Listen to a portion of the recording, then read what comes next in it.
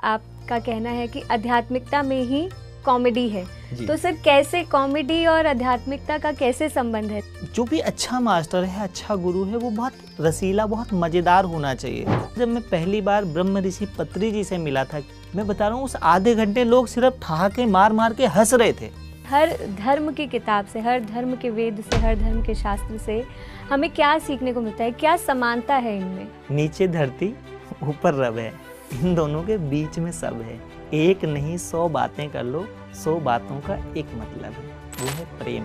गुरु आपको उस परम सत्य से मिलाकर आपको परम सत्य ही बना देता है। ध्यान का महत्व क्या है?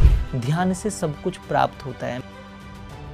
महात्मा बुद्ध से पूछा कि बताओ मृत्यु क्या है और मोक्ष क्या है? महात्मा बुद्ध ने मुस्कुराकर कहा कि इच्छाएं बच जाएं और श्वासें खत्म हो जाएं मृत्यु, और इच्छाएं खत्म हो जाए, श्वासें बच जाए मोक्ष। इस पूरी दुनिया में ना 400 प्रकार के यज्ञ हैं। सबसे श्रेष्ठ यज्ञ माना गया ज्ञान यज्ञ को।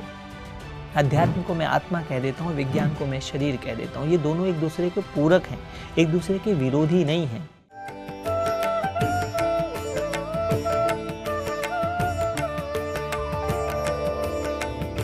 नमस्कार सर, बहुत बहुत स्वागत है आपका कार्यक्रम में। हरिओम तत्सत। जी सर, जैसे कि मैंने बताया कार्यक्रम की शुरुआत में ही कि आपने स्पिरिचुअलिटी को कॉमेडी से जोड़ा है, तो इस विषय पर बहुत सारी चर्चा करनी है सर आपसे। लेकिन उससे पहले मैं आपके बारे में जानना चाहूँगी कि आपकी आध्यात्मिक यात्रा कैसे शुरू हुई, आपकी इस जीवन यात्रा की शुरुआत कैसे हुई, कैसा आपका बचपन रहा? सबसे पहले जो लोग मुझे देख रहे हैं, सबके हृदय में विराजमान ईश्वर को नमन, वंदन और प्रणाम। अब आपने मुझसे पूछा कि मेरा जीवन कैसा रहा, और फिर पूछा मेरा बचपन कैसा रहा, और मेरे इस संसार में आने के पीछे कथा क्या है, व्यथा क्या है। मेरा जीवन बहुत आनंद, बहुत मज़ेदार और बहुत ही जितने रस होते हैं जीवन के, जिसको 9 रस बोलते हैं। आप जितना भी नाटक देखते हैं, जितने भी सीरियल्स देखते हैं, उन सब में 9 रस होते हैं, 9 डिफरेंट काइंड ऑफ इमोशन। तो वो 9 के 9 रस मेरे जीवन में आए, और मैंने अध्यात्म में एक 10वां रस, जिसको बोलते हैं एक रस, एक रस स्थिति बोलते हैं, जिसमें एक में ही सारे रसों को पा लेते हैं। ऐसा मेरा जीवन रहा। तो जैसा हम लोगों ने शुरुआत में ही कहा था कि हर बात के पीछे अपने पास एक कथा है, एक स्टोरी है, एक कहानी है। और मेरे इस संसार में आने के पीछे कथा क्या है, व्यथा क्या है। मेरा जीवन बहुत आनंद, बहुत मज़ेदार और बहुत ही जितने रस होते हैं जीवन के, जिसको 9 रस बोलते हैं। आप जितना भी नाटक देखते हैं, जितने भी सीरियल्स देखते हैं, उन सब में 9 रस होते हैं, 9 डिफरेंट काइंड ऑफ इमोशन। तो वो 9 के 9 रस मेरे जीवन में आए, और मैंने अध्यात्म में एक 10वां रस, जिसको बोलते हैं एक रस, एक रस स्थिति बोलते हैं, जिसमें एक में ही सारे रसों को पा लेते हैं। ऐसा मेरा जीवन रहा। तो जैसा हम लोगों ने शुरुआत में ही कहा था कि हर बात के पीछे अपने पास एक कथा है, एक स्टोरी है, एक कहानी है। अनंता, ये जितनी भी कहानियाँ हैं, इन कहानियों का कोई अंत नहीं है। मुझे याद है कि क्योंकि हर बात में कहानी है, हर बात में कविताएं हैं, हर बात में रस है अपने। मुझे एक बार किसी ने पूछा था कि सर कहानी क्या है? आप कहते हो कि जीवन की कहानी है। तो मैंने कहा कहानी वो जो मुश्किलों का हल दे, कहानी वो जो जीवन बदल दे, कहानी वो जो आपको सफलता का मार्ग दिखाए, और कहानी वो जो आपको सफलता तक ले जाए। कहानी वो जब आप थक जाएं तो मीठी नींद सुलाए। कहानी वो जो उसमें से वापस जगाए। कहानी वो कि जहाँ पर ख़त्म हो वहाँ से फिर शुरू हो जाए। और कहानी वो जो सुनने में भी मज़ा आए और सुनाने में भी मज़ा आए। तो ऐसी ही मेरी जीवन की कहानी है। मेरे जो माता पिता थे इस शरीर के, उनको संतान नहीं थी। मैं उनके विवाह के लगभग 17 साल बाद हुआ था। बड़ी मन्नतों से, बड़ी यत्नों से, साधुओं के यहाँ, संतों के यहाँ, महात्माओं के यहाँ, जाने जा कहाँ कहाँ वो गए, और उसके बाद भी उनको संतान की प्राप्ति नहीं हुई। तो मेरी दादी बद्रीनाथ गई थी। हमारे 4 धामों में एक धाम बद्रीनाथ है। वैसे उनका नाम बद्री विशाल है। वहाँ अगर आप जाओगे तो वहाँ बद्री विशाल की जय होती है। बद्रीनाथ नहीं है, बद्री विशाल है वहाँ पर। तो दादी वहाँ गई, वहाँ किसी संत महात्मा से मिली, और उन्होंने कहा कि भाई हमारे घर में हमारे बेटे को पुत्र की प्राप्ति हो, ऐसा कोई बताएं। तो उन्होंने कहा यहाँ पर तो भक्ति मांगने आते हैं लोग, परमात्मा मांगने आते हैं, पुत्र मांगने आए हो। उन्होंने कहा नहीं, हमें तो पुत्र ही चाहिए। तो उन्होंने कहा कि भाई देखो, ये तो भाग्य की बात है। पर मेरी दादी ने भी बहुत सारी कथाएं सुनी हुई थी। ब्राह्मण फैमिली से हम, तो हमारे यहाँ तो कहानियों से ही जीवन शुरू होता है, सारी कथाओं से ही सब कुछ स्टार्ट होता है जीवन में। तो उन्होंने कहा कि साधु संतों से, ये भागवत की कथा मेरी दादी ने उन महात्मा जी को बताई कि आत्मा देव को संतान नहीं थी, और जब वो संत से मिले तो उनके घर में गौकर्ण का प्रादुर्भाव हुआ, गौकर्ण पैदा हुए। तो आप भी कुछ ऐसा आशीर्वाद, कोई ऐसा उपाय, कोई ऐसा यत्न बताएं कि मेरे बेटे को भी संतान हो। तो उन्होंने कहा देखो जी, अगर हमारे आशीर्वाद से होगा तो बच्चा योगी होगा, तुम लोगों में फिट नहीं बैठेगा, वो स्वभाव से ही योगी होगा, उसके स्वभाव ही अलग होंगे, उसके बोलने का, चालने का, सोचने का तरीका ही अलग हो जाएगा। मेरी दादी ने कुछ हो, वो वेद व्यास मुनि की तरह पैदा होते ही संन्यास लेके चला जाए, हमें कोई फर्क नहीं पड़ता, लेकिन घर में पुत्र की संतान की प्राप्ति हमें होनी चाहिए।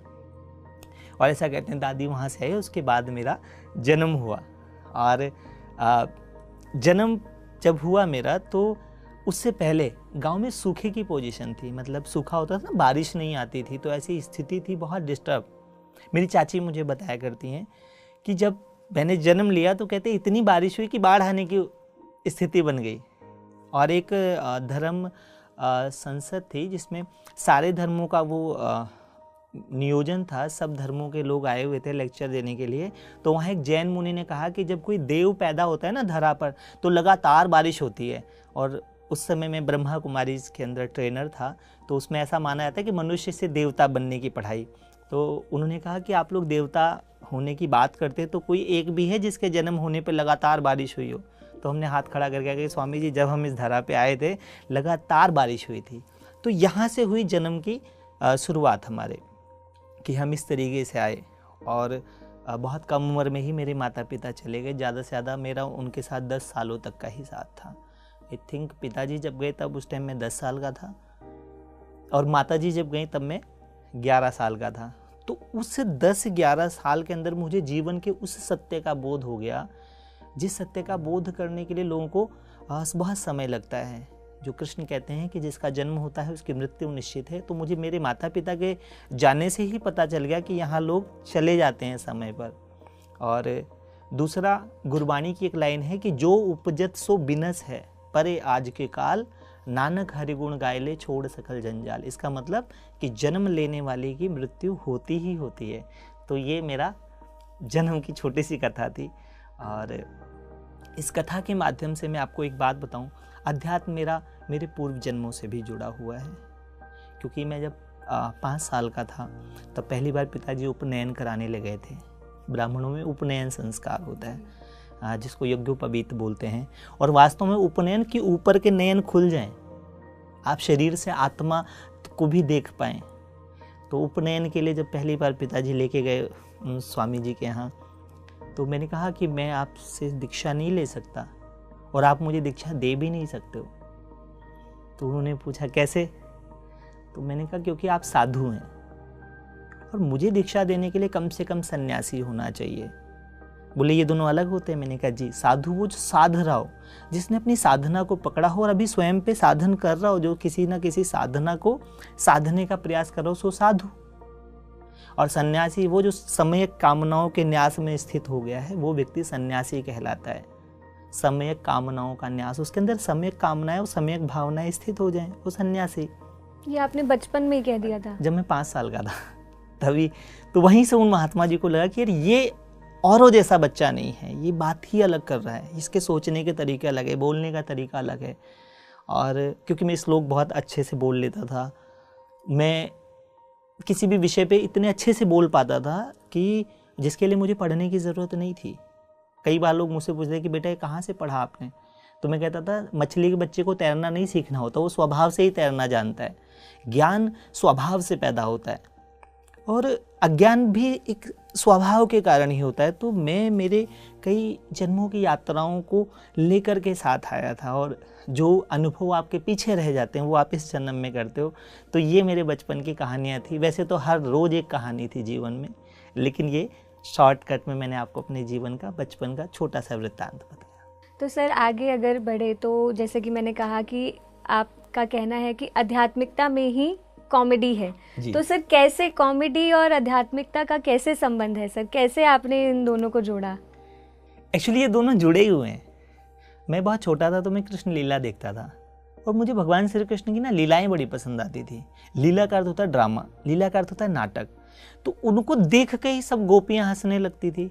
तो मुझे लगता था यार पूर्ण अवतार भगवान श्री कृष्ण इतने मज़ेदार हैं, कॉमेडियन हैं, ड्रामेबाज हैं, तो व्यक्ति को ना जो भी अच्छा मास्टर है, अच्छा गुरु है, वो बहुत रसीला, बहुत मज़ेदार होना चाहिए। ईश्वर को रसो वैश्य बोलते हैं, रसीला बोलते हैं, और हास्य ना एक रस है। इसलिए मुझे ऐसा लगता था कि सेंस क्रिएट टेंस और नॉन सेंस क्रिएट लाफ। अगर आपको सेंस वाली भी बात बतानी है तो थोड़ा नॉन सेंस करके, थोड़ा हंसी मजाक से सहज बतानी चाहिए।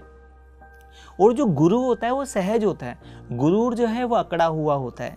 इसलिए मैंने स्पिरिचुअल कॉमेडी करी, आध्यात्मिक हंसी, आध्यात्मिक जो मतलब मजाक है, मजाक में आप इस स्तर पर न चले जाओ जिससे आप शब्दों की गरिमा छोड़ दो। मैंने ये देखा कि आध्यात्म के जो बहुत पहुँचे हुए अच्छे मास्टर हैं वो बहुत मजाक करते हैं, बहुत सरल होते हैं, हर छोटी छोटी बात पे हंसी आती है। मेरे गुरुजी इतने रसीले हैं, इतने मज़ेदार हैं। इवन आप बहुत सारे मास्टरों में सदगुरु ओशो को सुन लो, मधुशाला, खूब उसमें कॉमेडी है, खूब उसमें हंसी है। और भी बहुत सारे मास्टर हैं जिनके मैं नाम लेना चाहूँ। आप डॉक्टर राकेश आचार्य हैं जिनसे मैंने प्राण विज्ञान सीखा। आप उनको देखो, क्या कहते हैं, उसके चेहरे पे मुस्कुराहट ही रहती है। मैंने हैप्पी थॉट को बहुत अच्छे से पढ़ा, उसके फाउंडर हंसते हैं।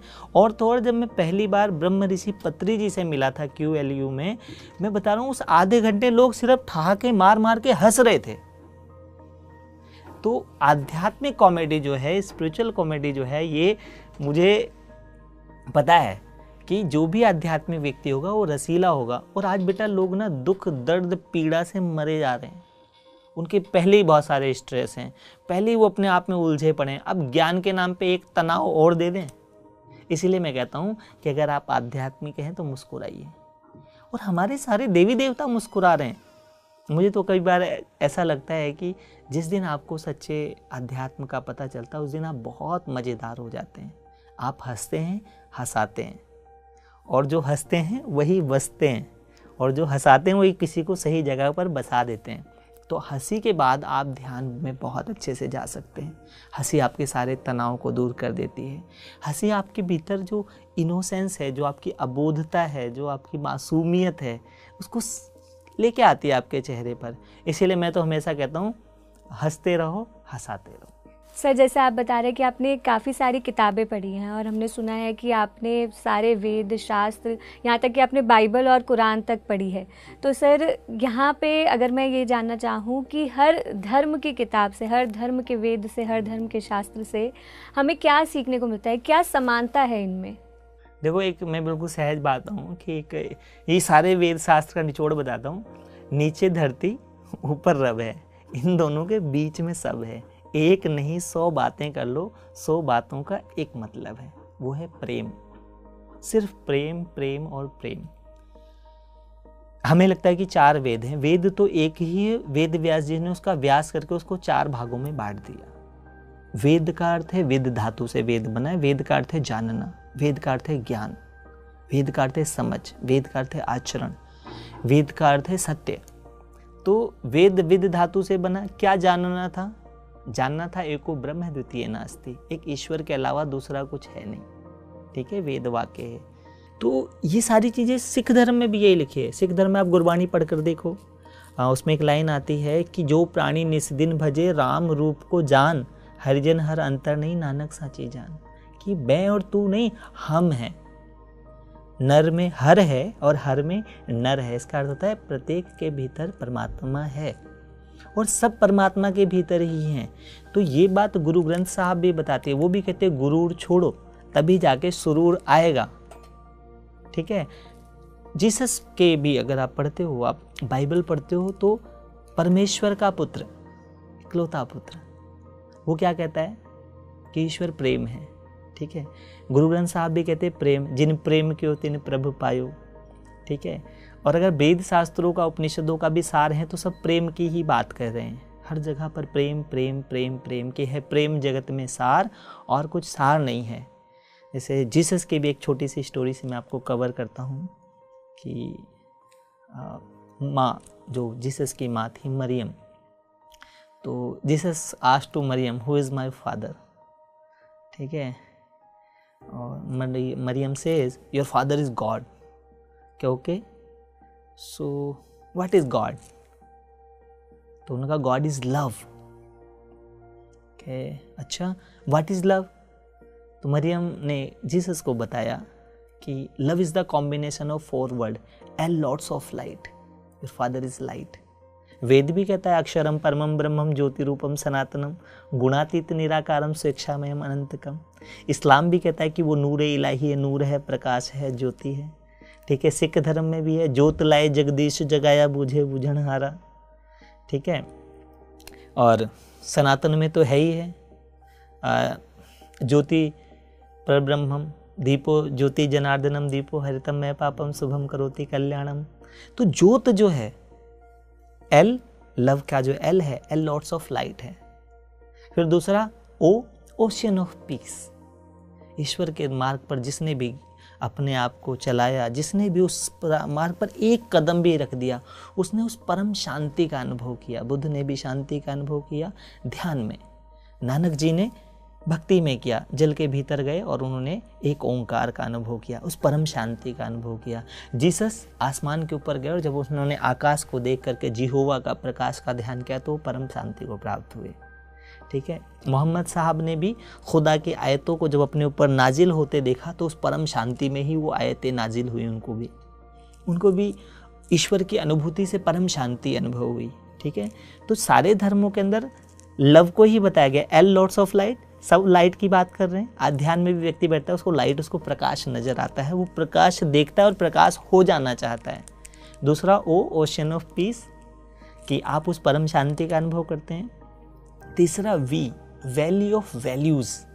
जो भी ध्यानी है, जो भी ज्ञानी है, जो भी भक्त है, वो वैल्यू, जो ईश्वरीय गुण है, जो ईश्वर की अभिव्यक्ति है, उन वैल्यूज को अपनी लाइफ में लाता है। वेद में बहुत परिभाषित है कि हे मनुष्य, तू ईश्वर पुत्र है, तो तू जिसका पुत्र है उसके जैसा हो जा। जिसने कहा कि मैं परमेश्वर का पुत्र हूँ, तो करुणा और कंपेशन का संदेश दिया, प्रेम का संदेश दिया। मोहम्मद साहब ने कुर्बानी का जज्बा बताया कि अपनी खुशियों को एक दूसरे के लिए कुर्बान कर दो। ठीक है, तो प्रेम का जो तीसरा वाला था वी, वैल्यू ऑफ वैल्यूज। ठीक है, तो एल हो गया लॉट्स ऑफ लाइट, ओ हो गया ओशियन ऑफ पीस, तीसरा वी, वैल्यू ऑफ वैल्यूज, और चौथा कौन सा बचा? ई, एंड ऑफ ईविल। जब आप इन 3 चीज़ों को करते हो तो आपके जीवन का जो ईविल है, जो बुरा है, जो पाप है, जो शैतान है, जो रावण है, वो एंड हो जाता है उसका। यही लव का चारों परिभाषा है। इसीलिए वेद भी 4 उसमें बट गए। एक ही वेद था, ऋग्वेद, अर्थवेद, यजुर्वेद और सामवेद, 4 हिस्सों में बटा, लेकिन वो एक ही था। और उसी एक ईश्वर के लिए अक्षरम परमम ब्रह्मम ज्योति रूपम सनातनम गुणातीत निराकारम और स्वेच्छामयम अनंतकम। तो सबसे पहले क्या था? अक्षर। जिसका अक्षर नहीं होता उसको अक्षर बोलते हैं। मैं और आप बात करें किसके माध्यम से? अक्षर, शब्दों के माध्यम से। मेरी कविता भी है इस पे कि शब्दों के शोर में जो मौन है वो कौन है? ज्ञान गुरु गंगा। गीता में जो गौण है वो कौन है? कौन है जो है प्रकाश का प्रकाशक? कौन है आत्मा के भीतर परमात्मा का उपासक? हृदय की वीणा पर संगीत बनकर निरंतर बजता कौन है? शब्दों के शोर में जो मौन है वो कौन है? अब पता है, ये प्रश्न मैंने कहीं अपने प्रोग्राम में बोला था, और दुनिया गोल कैसी ये भी देखो आप। मेरा पूछा हुआ प्रश्न मुझसे लगभग 3 साल बाद एक प्रोग्राम में एक बच्चे ने पूछा कि सर एक प्रश्न का आंसर दें, बताएं शब्दों के शोर में जो मौन है वो कौन है? ज्ञान गुरु गंगा जी गीता में जो गौण है वो कौन है? कौन है जो है प्रकाश का प्रकाशक? कौन है आत्मा के भीतर परमात्मा का उपासक? हृदय की वीणा पर संगीत बनकर निरंतर बजता कौन है? बताएं शब्दों के शोर में जो मौन है वो कौन है? मैंने उसको बहुत प्यार से देखा। मैंने, बेटा ये प्रश्न तुम्हारा नहीं है। मैं ऐसी विद्याएं जानता हूँ कि ऐसे चुटकी बजाऊँ और इस प्रश्न के पूछने वाले को बुला सकता हूँ। और वहाँ जनता को लगा कि अब मैं कोई चमत्कार दिखाऊंगा। लोग चमत्कार देखना चाहते हैं। उनको पता ही नहीं चमत्कार और चमकदार में क्या अंतर होता है। जिसको आप चमत्कार मानते हो वो छोटी सी ट्रिक है।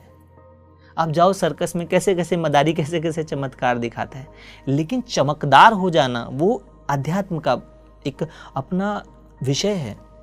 तो हमने बताया शब्दों के शोर में जो मौन है वो है आत्मा। ज्ञान गुरु गंगा गीता में जो गौण है वो है परमात्मा। और कौन है प्रकाश का प्रकाशक? वो है पर ब्रह्म परमात्मा, जो पर से भी परे। जिसे कहते हैं ना गजेंद्र मोक्ष की एक कथा आती है और वो सनातन में भी है, गुरु ग्रंथ साहब में भी उसकी जिक्र है कि संग सखा सब तज गए कोई न निभियो साथ, कहो नानक यही जगत में किन जपियो हरि नाम। और एक गीत में भी आता है कि यूं व्यवसित मति से मन प्रथम हृदय से जोड़ लिया, फिर पूर्व जन्म में अनुशिक्षित उस परम मंत्र का जाप किया। दिल से है ओम नमन प्रभु को जिससे ये जड़ चेतन बनता, जो बीज रूप जो सर्वोपरि सर्वोपरि जिसकी है सत्ता, जो पर से भी सदा परे मेरी रक्षा वही करे। तो वो पर से भी परे पर ब्रह्म परमात्मा वो प्रकाश का भी प्रकाशक है। चौथा, हृदय की वीणा पर संगीत बनकर निरंतर बजता कौन है? वो है अनहद नाद। अनहद नाद बजे घर भीतर, पंचे शब्द अनाहद बाजे, संगे सारंग पानी, कबीरदास तेरी आरती कीनी, निरंकार निर्माणी। उस निराकार का जो अनहद नाद है, जो भीतर संगीत बनकर बह रहा है, तो मैंने कहा वो है पर ब्रह्म, नाद ब्रह्म, जिसको ओमकार बोलते हैं। सो सारे धर्मों ने एक ही बात बताई है, भाषा का अंतर है। जी सर, जैसे आप कह रहे हैं कि सारे धर्मों ने एक ही बात बताई है, भाषा का अंतर है, तो यहाँ पे सर मैं ये आपसे जानना चाहूँगी कि स्वाध्याय इसीलिए ज़रूरी है। अगर हम सब धर्मों को पढ़ेंगे, सब धर्मों के ग्रंथों को पढ़ेंगे, तभी हम ये समझ पाएंगे, तभी ये जो लड़ाई झगड़े आज धर्मों के नाम पर हो रहे हैं ये नहीं होंगे। जब हम समझ जाएंगे कि सभी धर्मों का एक ही जो मकसद है वो है शांति की स्थापना करना, तो यहाँ स्वाध्याय करना बहुत ज़रूरी है। जी, एक चीज़ और मैं आपको बताऊं, यहाँ पर ना आपको गुरु मास्टर टीचर की बहुत बड़ी भूमिका हो जाती है। वरना आप ग्रंथों को पढ़ करके जितना क्लेश, जितना उधम, जितना उपद्रव कर सकते हो, उतना शायद वैसे ना जाओ। क्योंकि हर एक ग्रंथ ना, एक आप कोई भी ग्रंथ लो, जैसे हमारे पुराणों को लो, तो पुराण किसके लिए लिखे गए हैं और किसने सुने हैं? वेद को भी श्रुति बोलते हैं, सुनने की बात है, इसको सुना जाता है, क्योंकि ग्रंथ समुद्र की तरह है। और यह भी सच्चाई है, समुद्र ने एक चिड़िया की भी प्यास नहीं बुझा सकता डायरेक्ट। तो जब आप खुद पढ़ने जाते हो और आपकी चेतना उतनी विकसित नहीं है, तो आप उसमें से ही कुछ ना कुछ विवाद ढूंढ लाओगे। मैं आपको बहुत सारे ग्रंथों से ऐसी बातें बता सकता हूँ जो एक बात दूसरे के अपोजिट दिख रही है, जबकि वो अपोजिट नहीं है, वो उसका दूसरा सिरा है। एक ही धागे के दो सिरे हैं। जिसे मान लो मुझसे किसी ने कहा कि सर आप प्रकाश रोशनी की बात करते हैं। मैंने कहा नहीं, प्रकाश का प्रशंसक हूँ, अंधेरे से कोई विरोध नहीं, सुख का उपासक हूँ, दुख में कोई अवरोध नहीं। स्वीकार है मुझे विराट, समग्र मेरी इच्छा, जीवन मेरी साधना, मृत्यु मेरी तितिक्षा। अब आओ हे प्रेम आओ, मुझे पूर्ण कर जाओ, स्नेह सागर में मिला संपूर्ण कर जाओ। स्त्री और पुरुष का भी भेद मिटा दो हे अभेद, हे शिव अब मुझको भी अर्धनारीश्वर बना जाओ। सो जब हम दूसरा हिस्सा उसका नहीं समझ पाएंगे, तो जितना आप वैसे विवाद नहीं कर सकते, उससे ज़्यादा विवाद के लिए आपको धर्म ग्रंथों का वो हो जाएगा। अगर आप किसी गुरु के सानिध्य में पढ़ रहे हो, तो वो आपके लिए साधना और आपके लिए एक बहुत ही अवसर बनेगा। और अगर तुमने अपने हिसाब से पढ़ लिया, तो तुम उसमें भी कलेश ढूंढ लोगे, और उसमें से आप ऐसी ऐसी बेवकूफ़ी वाली बातें लेके आओगे जो उस ग्रंथ में लिखा ही नहीं है, या उसका मतलब कैसे समझोगे। जो ऋषियों ने मुनियों के लिए कही, जो बात ऋषियों ने मुनियों के लिए कही, ठीक है, तो ऋषियों ने रिसर्च करके जाना। अब उस रिसर्च को किसको बताया? उस लेवल के व्यक्ति को जो उसको समझ सकता है। भगवत गीता भगवान श्री कृष्ण अर्जुन को सुना रहे हैं। पहला अध्याय है विषाद योग। अर्जुन विषाद में है, अर्जुन एंजाइटी में है, अर्जुन को समझ नहीं आ रहा। तो अर्जुन विषाद योग तुम पढ़ लोगे, तुमको क्या मिलेगा उसमें? जो भी उन्होंने बोला है कि हमें ये नहीं करना चाहिए। और देखो, नहीं, मैं आपको बताता हूँ, आप पढ़ोगे तो आप उसको समझोगे कैसे? आपको समझने के लिए उस लेवल का व्यक्ति चाहिए। भगवत गीता कृष्ण जैसी चेतना वाला व्यक्ति अगर सुनाए, भगवत अर्जुन को उस समय क्या वेद नहीं होंगे? भगवान श्री कृष्ण कहते हैं बुक ले, पढ़ ले और भैया कल अपने हिसाब से स्टार्ट कर दियो। नहीं, क्योंकि उस समय गुरु की तरह आपके लेवल पर आकर के उस सत्य को बताएं। तो विषाद योग में अर्जुन विषाद में, उसको समझ नहीं आ रहा क्या करूं और क्या नहीं करूं। तो ऐसा जीवन जब आपको आता है, उस समय आपको एक ऐसे व्यक्तित्व की, एक ऐसे मास्टर की, एक ऐसे गुरु की जरूरत होती है जो आपको बीच में ले आए, जो पक्ष और विपक्ष के मध्य आपको निष्पक्ष खड़ा कर सके। भगवान श्री कृष्ण अर्जुन को बीचों बीच, बिटवीन द लाइन खड़ा कर देते हैं, जो सही और गलत के बीच है। Plus minus is equal to always minus. सही और गलत के बीच भी जो जगह है, जो मध्य है, जिसको बुद्ध ने कहा मध्यम मार्ग, बीच का रास्ता, नहीं तो दो अति हो जाएगी। अगर आज भगवान बुद्ध की तरह कोई घर छोड़कर चल दे वैसा, तो मुझे नहीं लगता समाज उसको सम्मान की दृष्टि से देखेगा। बुद्ध ने कहा कि मैंने ये अति करी, लेकिन तुमको जरूरत नहीं, तुम बीच का मध्यम मार्ग लेना, तुम साधना का मार्ग लेना, तुम तपस्या का मार्ग लेना, तुम ध्यान का मार्ग लेना, उसके लिए इतनी भागदौड़ करने की जरूरत नहीं है। तो जो हमारे ग्रंथ हैं या जितने भी ग्रंथ हैं, उस ग्रंथ को अगर कोई लोअर एनर्जी का व्यक्ति पढ़ता है तो वो उससे सही से या गलत ले आता है। इसीलिए मैं कई बार अपनी स्पिरिचुअल कॉमेडी के अंदर एक वो छोटी सी लाइन बताता हूँ कि एक व्यक्ति ने अपने बेटे को कहा कि ये ले भगवद गीता और इसको पढ़। बेटे ने पढ़ ली, अगले दिन माउजर लगा दी पिताजी के माथे पे। उसने बोला अरे बेटा ये क्या कर रहा है, मैं मर जाऊंगा। बोला चुप करो, आत्मा ना कभी मरती है ना कभी पैदा होती है। अरे कह रहा भाई मैं तेरा पिता हूँ। बोला ये अज्ञान की बातें, मोह की बातें मत करो, इस संसार में ना कोई किसी का पिता है ना कोई किसी की माता है। कह रहा मेरी जान चली जाएगी भैया। बोला इस धर्म युद्ध में तुम्हें स्वर्ग की प्राप्ति होगी और हमें तुम्हारी प्रॉपर्टी की प्राप्ति होगी। तो बात मजाक की है, लेकिन सच में ऐसा है कि अगर कम चित्त वाला व्यक्ति उसको पढ़ ले तो वो उसमें से अहिंसा की जगह हिंसा भी कर सकता है, क्योंकि पढ़ने वाला जो है वो अपनी चेतना से पढ़ रहा है। ग्रंथ तो बहुत ऊंची बात लिखी है, और जब बहुत ऊंची बातें बेटा बहुत नीचे लोगों के हाथ लग जाती है तब ज़्यादा उपद्रव होता है। इसीलिए मैं तो अब अपने प्रोग्राम में बोलता हूँ कि चलो एक नया मजहब चलाया जाए, इंसान को इंसान बनाया जाए। जी सर, जैसे आपने बताया ना कि जो ग्रंथ है उसे पढ़ने के लिए भी गुरु की आवश्यकता है, एक सही व्यक्ति उसे समझाए तभी हम उसे समझ सकते हैं। तो सर कार्यक्रम की शुरुआत से पहले आप ये बता रहे थे कि आप जब किसी को समझाते हैं तो आपकी कोशिश ये रहती है कि जिस शिष्य को आप समझा रहे हैं, जिसे सिखा रहे हैं, वो आपसे भी बड़ा गुरु बने। तो सर ये मैं आपसे समझना चाहूँगी और मैं चाहूँगी दर्शकों को भी आप समझाएं कि कैसे आप उस व्यक्ति के अंदर गुरु की चेतना को जागृत करते हैं। देखिए मेरा एक प्रोग्राम होता था मीट योर इनर गुरु। ज्यों तिल माही तेल है, ज्यों चकमक में आग, तेरा साईं तुझ में है, जाग सके तो जाग। कबीर साहब की बात मेरे जीवन में बहुत प्रभाव डाली, और मैं योग मार्ग में हूँ जिसमें तंत्र भी शामिल है।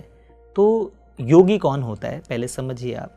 जो कुछ इस ब्रह्मांड में है वो सब कुछ इस शरीर में, इस पिंड में है। यथा पिंडे तथा ब्रह्मांडे, जो कुछ ब्रह्मांड में वो सब कुछ इसमें है। जो इस बात को जान लेता है सो योगी। तो ये बात किसने जानी? मेरे गुरुजी ने जानी, और उन्होंने जानने के बाद वो मुझे दिया। इसको परंपरा से ज्ञान देते हैं। जैसे भगवान श्री कृष्ण कहते हैं कि हे अर्जुन, ये ज्ञान मैंने सृष्टि के आदि में ब्रह्मा जी को दिया था, फिर ब्रह्मा जी ने विवस्वान को, उन्होंने सूर्य को दिया, और ऐसे करके गुरु परंपरा से चलता आया, लोगों तक पहुंचा ये ज्ञान। भगवान श्री कृष्ण अर्जुन को बताते हैं कि ज्ञान मैंने ही सृष्टि के आदि में ब्रह्मा जी को दिया था। तो कहते अरे सृष्टि के आदि में, अरे तुम मेरे साथ हो, मेरी लीनियर में जी रहे हो। तो उन्होंने कहा नहीं, मैं तुझे बोध कराता हूँ। और फिर भगवान श्री कृष्ण जी ने अर्जुन को दिखाया।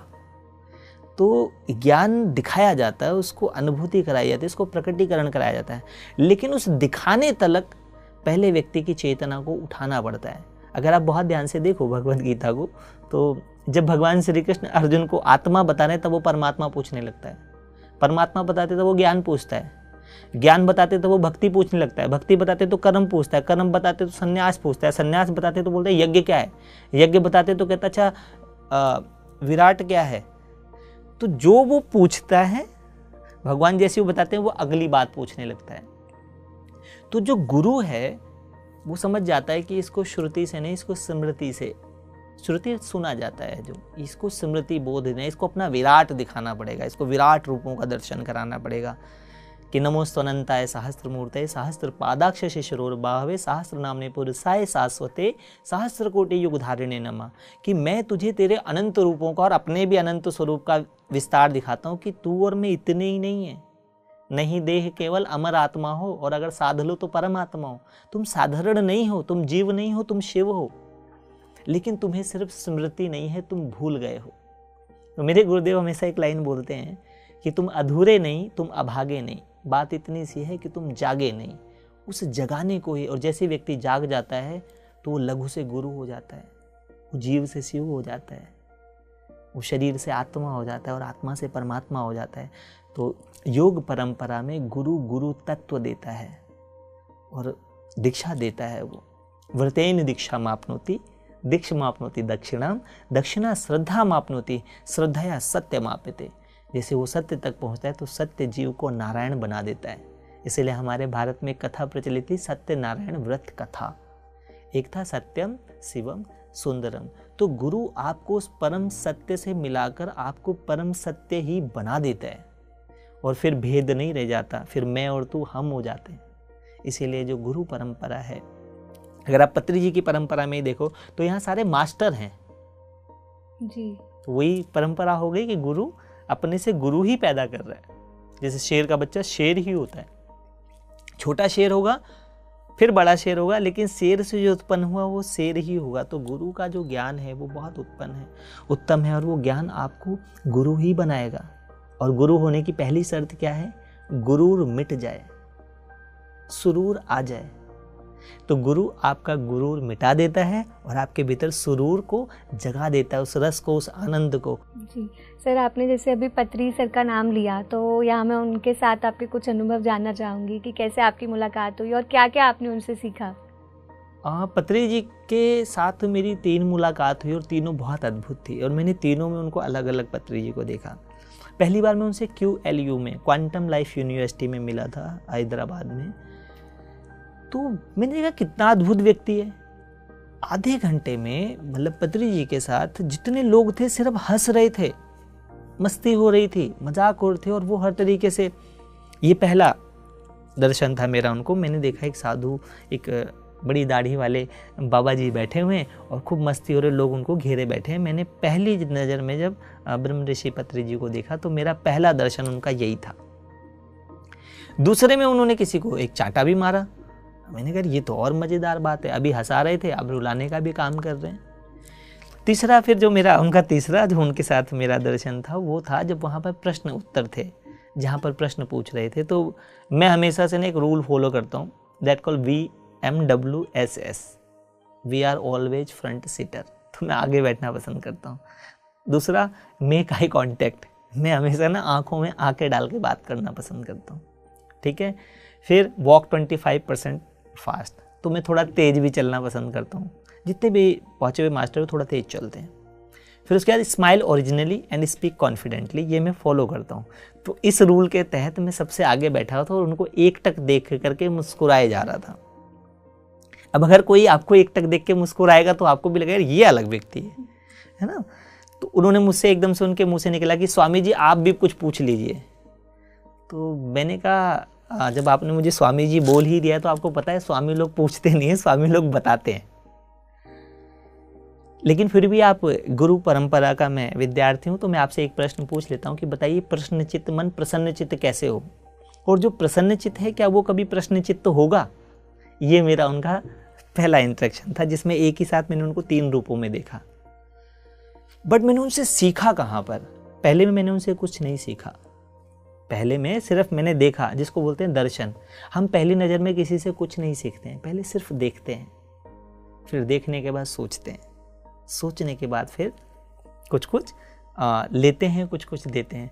दूसरे प्रोग्राम में मैंने उनको देखा जब अहम ब्रह्मास्मि करने के लिए मैं उनके प्रोग्राम में गया, और वहाँ मेरा भी लेक्चर था अहम ब्रह्मास्मि पे। वो मुझे बहुत प्रभावित किया उनका, जिसमें वो अपनी ही किसी शिष्य की चरण वंदना कर रहे थे। इट्स नॉट ईजी टास्क कि आप किसी के चरण में, हम योगियों में तो हम तो चरण छूते ही नहीं, हम तो कहते हैं दूसरे के आचरण छुओ, प्रणाम वो जो परिणाम लाए। हम तो ऐसे किसी के चरण नहीं छूते।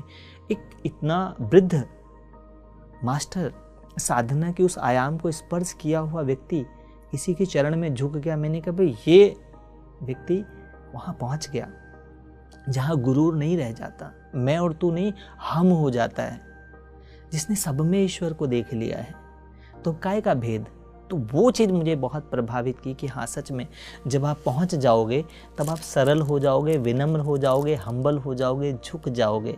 और वो बात मुझे वहाँ पर उस दिन रियलाइज हुई कि झुकते वो हैं जो इंसान होते हैं, अकड़ते तो मुर्दे हैं क्योंकि वो बेजान होते हैं।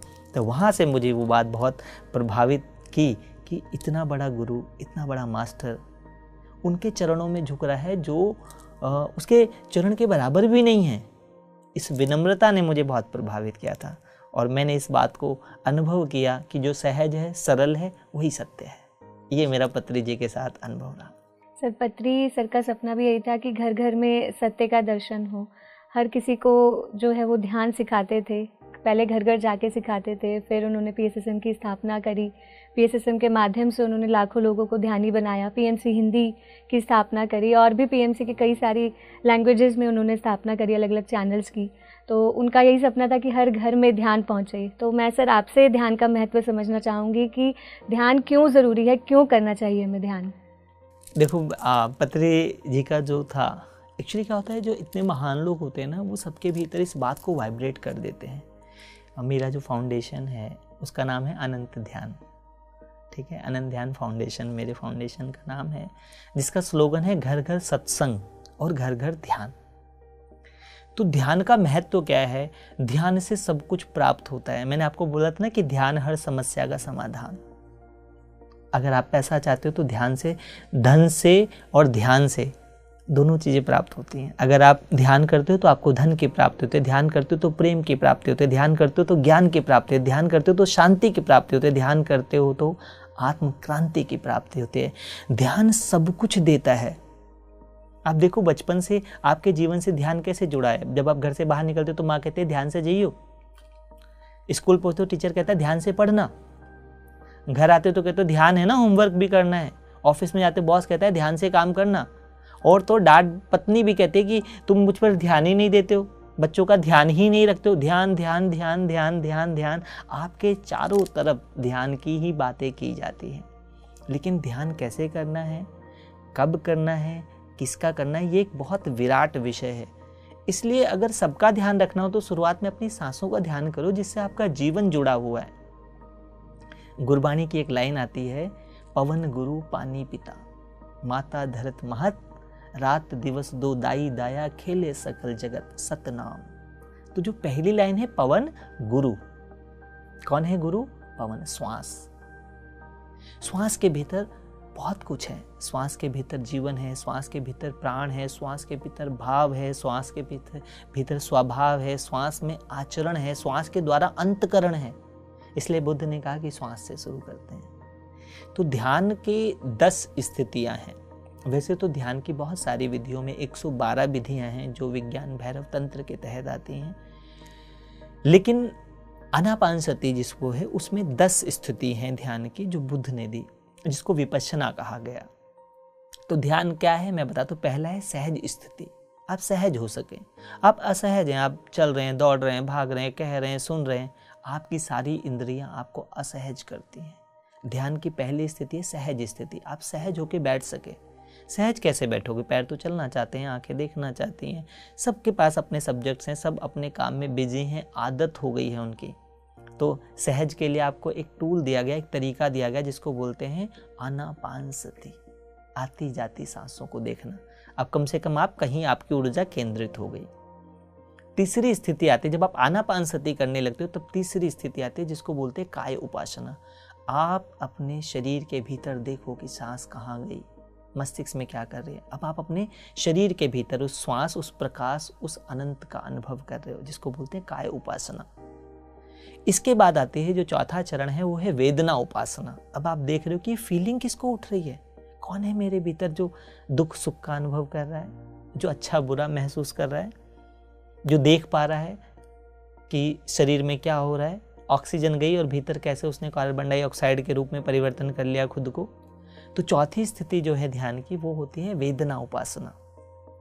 अब पांचवी स्थिति आती है जिसको बोलते हैं विपश्यना, अहिपश्यो विपश्यो, कि वो कौन है जो श्वास को भी देख सकता है, जो शरीर को भी देख सकता है, जो भावनाओं को भी देख सकता है। उस देखने वाले को जब आप देखने लगते हो तब आपके भीतर घटित होती है विपश्यना, आप देख पाते हो। और विपश्यना उस विशेष प्रकार से जब आप दर्शन करते हो तब प्रकट होता है आत्मज्ञान। आपको पता चल जाता है कि आप ये शरीर नहीं हो, आप ये मन भी नहीं हो, आप ये वाणी भी नहीं हो। तब आपको पता चलता है कि न मन हूं, न बुद्धि, न चित्त अहंकार, न जिह्वा, नयन, नासिका, कर्ण द्वार, न रुकता, न गिरता, न चलता, न थमता, जगत चेतना हूं अनादि अनंता। ये बोध हो जाता है आपको। क्या प्रकट होता है फिर? आत्मज्ञान। ये ध्यान का छठा चरण है। उसके बाद आत्मज्ञान के बाद एक स्थिति आती है जब आप जान जाते हो कि शरीर क्या है, मन क्या है। तब आप ये कहने लगते हो कि मैं शरीर ही नहीं हूं, मैं शरीर से ज्यादा हूं। एक प्रोग्राम के अंदर मेरे से पहले सब मास्टरों ने रटा दिया था कि आई am not this body, I am not this emotion, I am not this thought. तो मैं वहाँ स्पिरिचुअलिटी विद रियलिटी पढ़ा रहा था। तो मैंने कहा एक बार दोबारा दोहराओ, I am not this body, I am not this emotion, I am not this thought. मैंने this is also a thought, you are not this thought. अभी आपको लग रहा है आप ये शरीर नहीं हो, मैंने सबको एक एक मोमबत्ती दो और उस पर उंगली लगा के चेक करो, अभी पता चल जाए तुम शरीर हो कि नहीं हो। तो आत्मज्ञान स्थिति, अब आपको सत्य का पता चले कि आप शरीर भी हो, आप शरीर ही नहीं हो पर शरीर भी हो। आपके पहले अनुभव शरीर के साथ हैं, दूसरा अनुभव मन के साथ है, तीसरा अनुभव चित्त के साथ है, अंतकरण के साथ है, चौथा अनुभव अहंकार के साथ है, लेकिन जो पांचवा दिव्य अनुभव है वह आत्मा से जुड़ा हुआ है। तो आत्मज्ञान की स्थिति होते ही आपके भीतर प्रकट होता है प्रेम। है प्रेम जगत में सार और कुछ सार नहीं है, और यही प्रेम करुणा बनकर बिखर जाता है। बुद्ध के जीवन में 3 भागों में ध्यान को बांटा जा सकता है, सत्य, प्रेम और करुणा। जब उन्होंने सत्य जान लिया, सत्य को समझ लिया, सत्य को प्राप्त किया, तो उनके हृदय से प्रेम जो है वह करुणा बनकर बरसा। और सेम पत्री जी के साथ भी हुआ। उन्होंने भी जब जीवन के सत्य को जाना तो प्रेम के कारण ही तो घर घर जाकर के करुणावश ये ध्यान दिया। तो ध्यान सत्य, प्रेम और करुणा है। इसकी शुरुआत की सबसे सहज, सबसे अच्छी विधि जो है वह है आनापानसति, जो सहज है, स्वाभाविक है, जिसमें बहुत सारी वो नहीं है, क्लोज नहीं है, जिसमें बहुत सारे वो नहीं बताए कि आप ऐसा करो वैसा करो, क्योंकि बड़ी मर्यादाएं होती हैं बहुत सारी चीज़ों की। लेकिन जो सबसे आसान, सबसे सहज, सबके लिए सुलभ, वो आनापानसति ध्यान है। हम बहुत तरीके ध्यान बताते हैं, लेकिन अगर मुझसे कहीं कहे कि ध्यान की शुरुआत करनी है तो मैंने फिर अपनी श्वासों से शुरू करूँ। श्वास से बड़ा कुछ नहीं है, श्वास अपने आप में अद्भुत। इवन एक प्रोग्राम में मैं गया, डॉक्टरों की सभा थी, कम से कम 20 से 30 डॉक्टर थे। वहाँ मैं डिवाइन डॉक्टर माइंडसेट पढ़ाने गया था। मैं हैरान रह गया, उसमें से कोई भी पूरी सांस नहीं ले रहा था। यहाँ से सांस ले रहे थे। अगर आप चेस्ट से सांस ले रहे हैं तो आप परेशान हैं। आपकी श्वास ही बता देती है कि आपके भीतर प्रकाश है या आपके भीतर पीड़ा है। तो जब आप श्वास के साथ जुड़ते हैं तो अपनी श्वास की पूर्णता का अनुभव करते हैं जी। ध्यान में सबसे बेस्ट तरीका है श्वासों के द्वारा जाना। उसके बाद फिर और बहुत सारी विधियां हैं, क्योंकि ध्यान एक लंबा विषय है, बट शुरुआत हम श्वास से ही करते हैं जी। सर, जैसा आपने बोला कि श्वासों के साथ जुड़ना, अपना श्वास पर ही ध्यान केंद्रित करना, यहीं से हमारी ध्यान की शुरुआत होती है। तो अब आप इतना गहरा अध्ययन कर चुके हैं ध्यान पर, इतनी सारी बुक्स आप पढ़ चुके हैं, तो यहाँ सर मैं थोड़ा सा पीछे जाना चाहूँगी कि जब आप 10-11 वर्ष के थे, तब आपके माता पिता ने जब शरीर छोड़ा, और अब जब आपके पास इतना ज्ञान है, जब आपको सारा सत्य पता चल चुका है कि मैं शरीर भी हूँ, तो सर अब अगर देखना चाहें और उस वक्त अगर देखना चाहें तो हम मृत्यु वर्ड में यूज़ कर रही हूँ, जबकि मृत्यु नहीं, शरीर छोड़ना। आप कर सकते हैं मृत्यु जी। ठीक है। तो क्या अंतर आया सर इसे देखने में? देखो, मैं आर्ट ऑफ डाइंग पढ़ाता भी हूँ, मृत्यु की कला, कैसे मरते हैं। जिस मरने से जग डरे मेरे मन आनंद, मर करके ही पाइए पूर्ण परमानंद। मैं आपको बता दूं, मैंने जीवन में बहुत सारी मृत्यु देखी है, और किसी भी मृत्यु पे मैंने कोई पीड़ा नहीं अनुभव करी। मैंने मेरे पिताजी को मरते हुए देखा है। इवन जिस दिन मेरी माता को शरीर छोड़ना था, तो मेरी माँ ने कहा कि विशाल आप ना वो चाची के घर जाके सो जाओ, आज मुझे मरना है, मेरे को आज शरीर छोड़ देना है, तो मैं तुमको देख के मर नहीं पाऊँगी। तो मैंने ठीक है, आप जीवन है तो मृत्यु भी है, अगर आपको ऐसा लगता है तो ठीक है, और आप मुझसे कुछ चाहती हैं? तो उन्होंने कहा नहीं, मैं तुमसे कुछ नहीं चाहती हूँ। मैंने कहा मेरे लिए कुछ? तो मेरी माँ ने कहा कि देखो, तुम्हें मैं कुछ सिखाऊं इतना मेरे को समझ नहीं है, लेकिन मैं तुमको जो थपकी दे के सुलाती थी ना, उस लाइन को तुम याद रखना। मैं जब छोटा था तो मेरी माँ मतलब जब मुझे सुलाती थी तो हमारे यहाँ लोरी देते थे। आई थिंक अब पता नहीं देते हैं नहीं देते, अब तो बच्चे व्हाट्सएप के सहारे ही पल रहे हैं, मोबाइल पे ही पल रहे हैं, उनको माँ की ज़रूरत नहीं, उनके पास मोबाइल के रूप में पता नहीं कितनी सारी माँओं के वीडियो आ जाते हैं। लेकिन मेरे बचपन में जब मैं छोटा था तो मेरी माँ मुझे लोरी देती थी, और उस लोरी की एक लाइन होती थी कि ज्ञान के पर्वत ध्यान के सागर, शेष मुनि यति राज कहाए, वेद और शास्त्र समस्त तो थे मुनि राज के मानस में ही समाये। तो मुझे ऐसा फील होता था कि शायद मैं वही मुनि हूँ जो वेद और शास्त्र समस्त तो थे मुनिराज के मानस में ही समय। माँ ऐसे माथे पे थपकी देती थी। और क्योंकि हम ब्राह्मण घर से हैं तो हमारे यहाँ लोरी में भी भजन गीत ही सुनाए जाते हैं। तो वो जो बात थी मेरे मन में इतनी गहरे चली गई थी कि उसकी वजह से मुझे मृत्यु का कोई बहुत ज़्यादा फर्क नहीं था, तब भी नहीं था। मैंने अपने जीवन में भी मृत्यु को कई बार देखा है, बिल्कुल उसके समक्ष जाकर देखा है, शमशान में जाकर के भी रात रह के आया हूँ, देखा है मैंने जीवन को जलते हुए। और तो मेरे बेटे ने जब शरीर छोड़ा था तो भी मैंने मृत्यु देखा था, बिल्कुल सहज देखा, कोई मतलब पीड़ा नहीं थी। तो उस समय भी मुझे मृत्यु के प्रति कोई शिकायत नहीं थी, ना मैं इस बात से बिल्कुल विचलित हुआ था कि भाई कोई जा रहा है। मैं ये भी जानता था कि इस संसार के अंदर मेरी व्यवस्था की जा चुकी है, मेरे जीवन में मुझे किसी चीज़ का कोई अभाव नहीं रहा। मैं अपने स्वभाव से हमेशा आनंदित और प्रसन्न था और प्रकृति ने बहुत तरीके से पाला है। जीवन ने के अनुभवों से मैंने देखा है आपको यहाँ टेक केयर करने के लिए बहुत कुछ है। 1000 हाथों से आपको ईश्वर पाल लेता है जिस दिन आप पूरी तरीके से समर्पित हो जाते हो। जब आप छोड़ देते हो तो वो आपको संभाल लेता है। तो आज अगर कोई मुझसे मृत्यु की बात करता है तो मृत्यु भय, मृत्यु अज्ञान है। एक बार ये प्रश्न आप मुझसे पूछ रहे, यही प्रश्न किसी ने बुद्ध से पूछा था। महात्मा बुद्ध से पूछा कि बताओ मृत्यु क्या है और मोक्ष क्या है। महात्मा बुद्ध ने मुस्कुराकर कहा कि इच्छाएं बच जाएं और श्वासें खत्म हो जाएं मृत्यु, और इच्छाएं खत्म हो जाए श्वासें बच जाए मोक्ष। तो मृत्यु जो है वो भय और अज्ञान है। जिस दिन आपको ज्ञान हो जाता है उस दिन आपको पता चलता है कि आप कभी नहीं मरते, आप मर ही नहीं सकते हो। उपनिषद पढ़कर देखो आप, कितने सारे उदाहरण हैं। जब वो ब्रह्मानंद जाते हैं आत्महत्या करने के लिए, उनको कार्तिकेय स्वामी मिलते हैं तो बोले कहाँ जा रहे हो? बोला मरने जा रहे हैं। बोला मर सकोगे? कह रहा कहते कोशिश कर लो, ज़्यादा से ज़्यादा तुम इस शरीर को मिटा सकते लेकिन तुम तो फिर भी रहोगे। और उन्होंने बोध किया, बोध हुआ, देखा उन्होंने तो हाँ यार मैं तो हूँ शरीर। बोला जब शरीर नहीं था तो भी तुम थे और शरीर नहीं रहेगा तो भी तुम हो।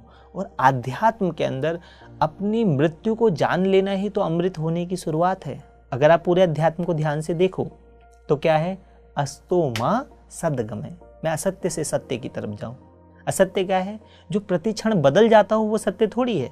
There is nothing real, everything is real. मैं आपके साथ बैठा हूं, इस क्षण में हूं, अगले क्षण 1 घंटे पहले नहीं था और 1 घंटे बाद भी नहीं हूं। तो जो प्रति क्षण बदल जाए वो सत्य नहीं। सत्य वो जो सदा एक सा था, एक सा है, एक सा रहता है। अस्तो मां सदगमय। फिर तमसो मां ज्योतिर्गमय, जो मुझे अंधकार है, मुझे ना भूत का पता ना मुझे भविष्य का पता, मुझे इस वर्तमान का भी ठीक से नहीं पता। तो दूसरा चरण क्या है? तमसो मां ज्योतिर्गमय, अंधकार से प्रकाश की ओर मुझे जीवन प्रकाशित हो जाए, मुझे प्रत्यक्षता आ जाए। और तीसरा चरण क्या है? मृत्योर माम अमृतम गमय, मैं मृत से अमृत हो जाऊं। इसीलिए एक हमारे भारत में एक बहुत प्यारा कॉन्सेप्ट है अमृत वेला, जिसको ब्रह्म मुहूर्त बोलते हैं।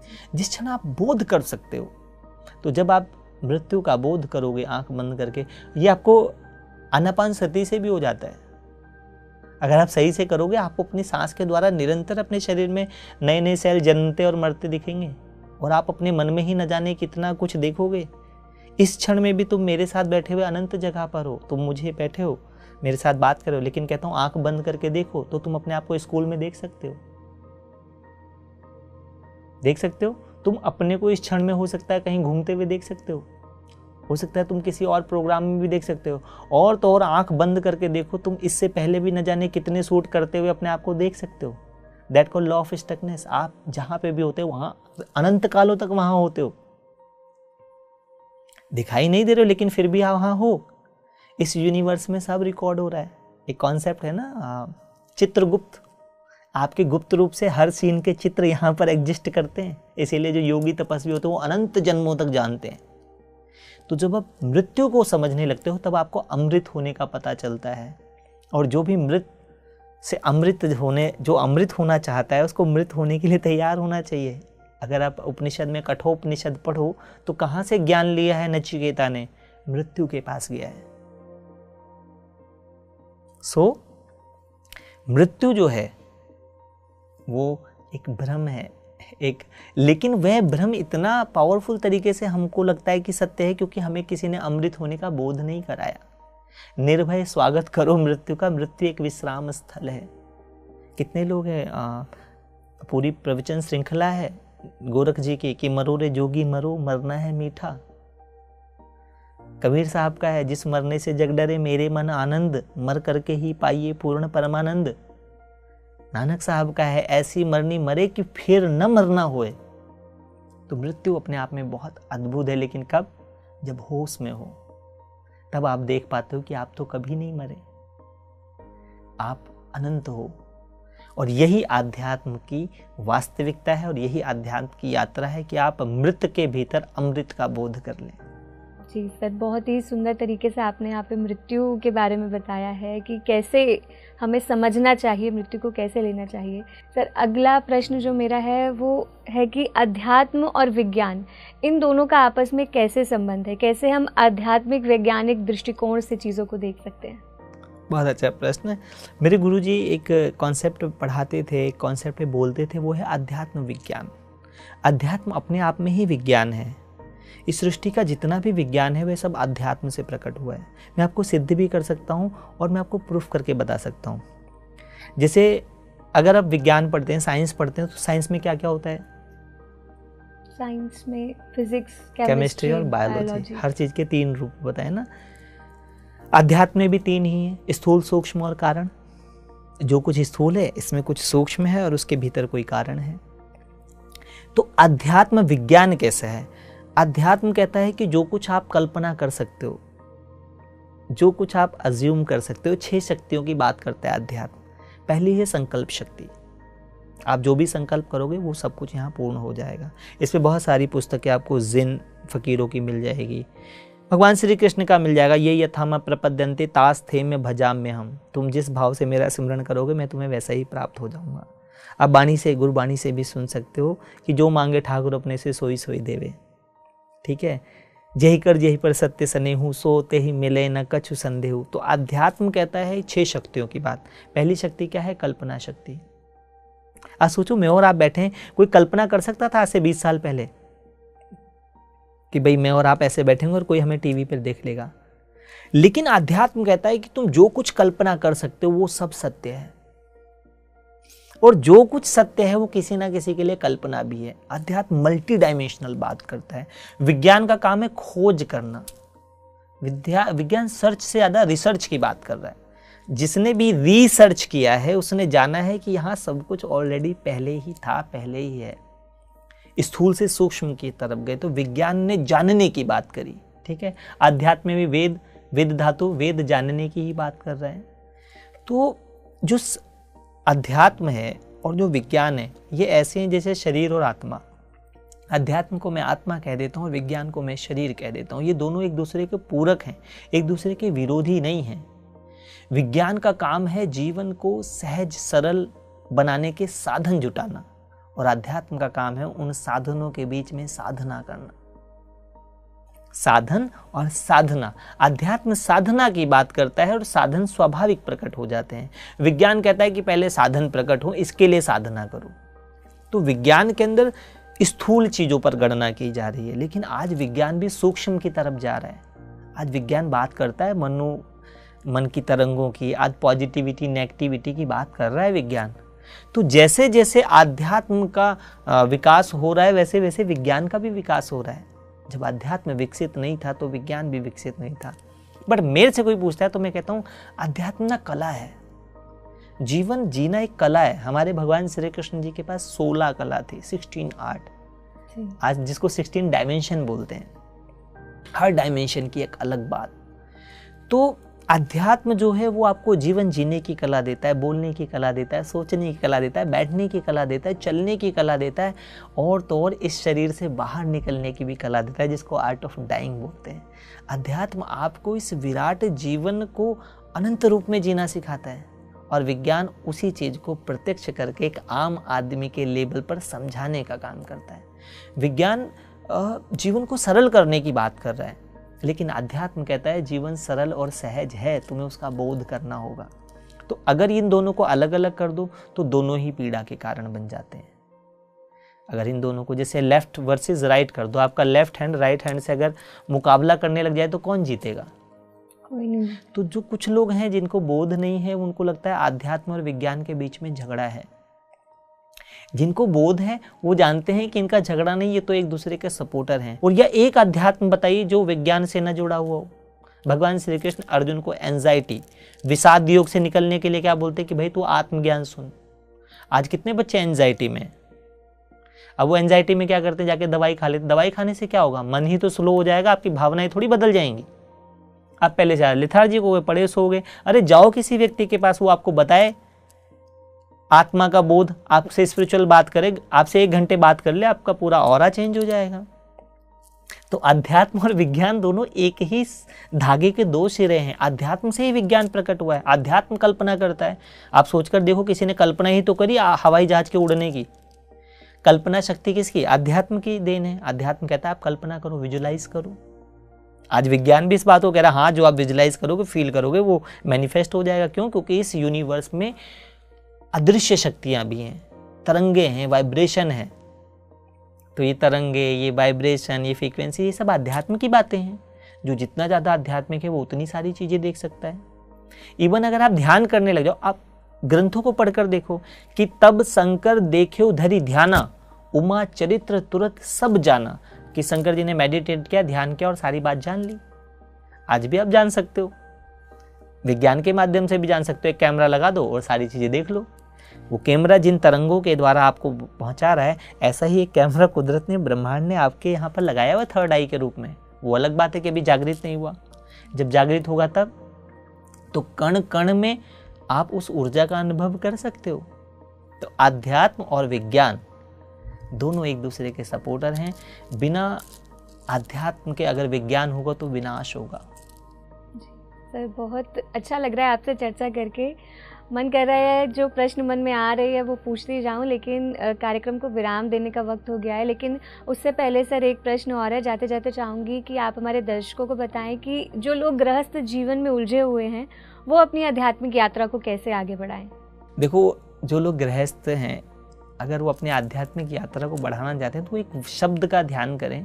पुराने समय में गृहस्थ आश्रम होता था। गृहस्थ आश्रम होता था, खाली गृहस्थ नहीं है वो गृहस्थ आश्रम है।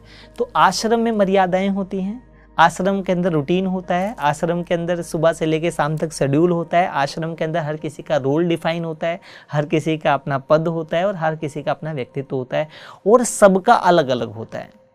जैसा मैं हूँ आश्रम में मेरे को दूसरा नहीं मिलेगा, वैसा मुझे मेरा वाला करना है, दूसरे को दूसरे वाला करना है। तो जो भी लोग मुझे देख रहे हैं, जो मुझे सुन रहे हैं, वो सबसे पहले अपने गृहस्थ को ना आश्रम जैसा बनाने का प्रयास करें। एक बार ये देखें कि मेरे इस आश्रम का उद्देश्य क्या है। हर आश्रम का एक उद्देश्य है, तो उनके गृहस्थ आश्रम का उद्देश्य क्या है, क्या वो पाना चाहते हैं और उस पाने के लिए क्या साधना करते हैं। तो सबसे पहले तो समय पर सोना और समय पर उठना। आश्रम की मर्यादा होती है।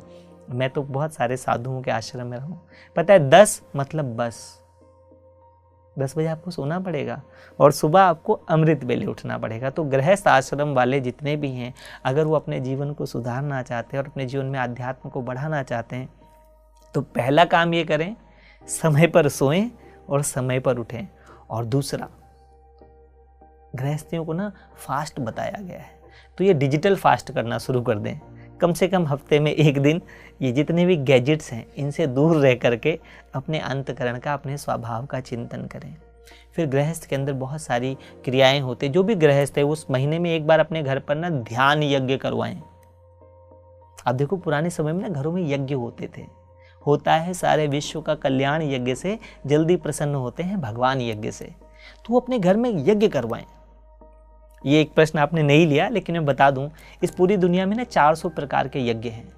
सबसे श्रेष्ठ यज्ञ माना गया ज्ञान यज्ञ को। आत्मज्ञान प्राप्त करना और दूसरे को आत्मज्ञान प्राप्त कराने में सहयोगी होना ज्ञान यज्ञ है। उसके बाद है इस ज्ञान यज्ञ को करने के लिए जो दूसरी चीज चाहिए वो है ध्यान यज्ञ। अपने ध्यान में उस परम तत्व का अनुभव करना, उस परम को जान लेना, उस परम को देख लेना ध्यान यज्ञ के माध्यम से होता है। और दूसरे को भी ध्यान दिलाना कि तुम भी ईश्वर हो, हम भी ईश्वर हैं।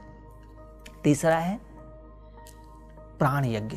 जो प्राणायाम के द्वारा, सांसों के द्वारा किया जा सकता है। अपने प्राण को उस परम प्राण से एक कर देना, अपने प्राण को विकसित कर देना, प्राणायाम के था। आयाम मतलब बड़ा करना, अपने प्राण को परम प्राण से जोड़ देना, प्राणायाम, वो भी यज्ञ है। और चौथा यज्ञ है सेवा यज्ञ, जिसमें सेवा की जाती है। ये सच बात है कि जब आप इस सोसाइटी को सर्व करते हो तो ईश्वर की आप पे विशेष कृपा होती है। आपके घर में सुख शांति, धन, समृद्धि, मान सम्मान और तो और आत्मज्ञान प्रकट हो जाता है। जो जितने भी गृहस्थी लोग हैं वो घरों में ध्यान यज्ञ का आयोजन करवाएं, क्योंकि आज ना सबसे ज़्यादा पीड़ा ये है कि ध्यान की बड़ी पीड़ा है। पत्नी शिकायत करती है कि आप ना मुझ पर ध्यान ही नहीं देते हो, बच्चे कहते हैं हमारा तो कोई ध्यान ही नहीं रखता, माँ बाप भी। तो जब आप ध्यान से उनको जोड़ोगे, आपके घर में कोई ऐसा मास्टर, कोई आचार्य आएगा, आप शिक्षा तो दिलवा दोगे अपने बच्चों को, विद्या कहाँ से दिलवाओगे? संस्कार कौन देगा, कौन सिखाएगा? मातृ देवो भव, पितृ देवो भव, गुरु देवो भव, ये तो स्कूल में नहीं सिखाया जाएगा। स्कूल में तो फीस दे करके लर्न टू अर्न है कि आप लर्न कर लो ताकि आप अर्न कर सको, जबकि स्कूल के बोर्ड पे लिखा होता है शिक्षार्थ आइए और सेवार्थ जाइए। लेकिन वो सेवार्थ के लिए ना आपको सत्संग, सज्जन सानिध्य की जरूरत पड़ेगी। तो जितने भी गृहस्थी लोग देख रहे हैं, हमें सुन रहे हैं, सबसे पहले वो अपने जीवन में ध्यान को एक जगह दें, अपने घर में ध्यान का भी ध्यान रखें, ध्यान को भी एक जगह दें अपने घर के अंदर। यहाँ से करें शुरुआत, क्योंकि ये लंबी कहानी है, बट शुरुआत किससे करें? ध्यान से करें। और दूसरा मैं कहूँगा, रीडर्स आर लीडर्स, रीड करना शुरू करें, आध्यात्मिक चीज़ें, बहुत सारी पुस्तकें हैं। शुरुआत जो है वो करें ऑटोबायोग्राफी बाय ए योगी, ठीक है, योगी कथा अमृत, क्योंकि उसके अंदर ना छोटी छोटी स्टोरी है। और मैं आपको बताऊं Namrata, knowledge can only inform you but story can transform you. आप कहानियों से जुड़ते हैं, हमें कहानी सुनने में मज़ा आता है, कहानी कहने में मज़ा आता है, और तो और कहानियाँ बनाने में मज़ा आता है। हम सब चाहते हैं कि हमारी कहानी सुनी जाए, हमें कहानियाँ सुनाई जाए। तो योगी कथा अमृत में वो जो कथा है, क और था, दो शब्दों का जो समुच्चय है उसको कथा कहते हैं। जो कुछ कहा जा रहा है, क उसकी था माने उसकी गहराई में क्या है? अमृत है। योगी कथा अमृत, योगी ने जो कुछ कहा उसकी था, उसकी गहराई, उसके डीप में जब उतरोगे तब आपको अमृत का पता चलेगा। तो सभी लोग एक चैप्टर, एक पन्ना जरूर पढ़ें ऑटोबायोग्राफी बाय योगी का। शुरुआत यहाँ से करें, क्योंकि कॉन्सेप्ट है, पत्री जी भी इस पर बहुत बोलते थे और मुझे बिल्कुल इस बात में 1001% आंख बंद करके मैं इस बात को बोल देता हूँ। 3, 2, 1 वो कहते थे अगर आपको दुनिया में महान बनना है तो ज़्यादा कुछ नहीं करना, 3, 2, 1 करना है। 3 घंटे ध्यान, 2 घंटे स्टडी और 1 घंटे स्वाध्याय या मौन। तो अब गृहस्थ आदमी 3 घंटे तो ध्यान नहीं कर सकता, तो ध्यान करे 40 मिनट, ठीक है। 40 मिनट ध्यान कर लिया और फिर क्या करे? 20 मिनट स्टडी करे, और 20 मिनट स्टडी कर ली तो क्या 10 मिनट एकांत में चुप बैठ करके स्वाध्याय करे कि मैं चाहता क्या हूँ, क्या मैं सुखी हूँ, सुख होता क्या है। वो अपने आप से कुछ प्रश्न करे, स्वाध्याय करे। अगर ये छोटी छोटी चीज़ें गृहस्थ आदमी करेगा तो वो व्यस्त, जो कहता है ना कि हम तो बहुत बिजी हैं, व्यस्त हैं, तो वो व्यस्त की जगह जो है वो बिजी की जगह बी ईजी हो जाएगा और उसका जीवन आनंद से, प्रेम से, सुख से भर जाएगा। और आई होप आज के लिए इतना बहुत है। सर बहुत सारा है सर, बहुत अच्छा लगा आपसे बात करके। Thank you.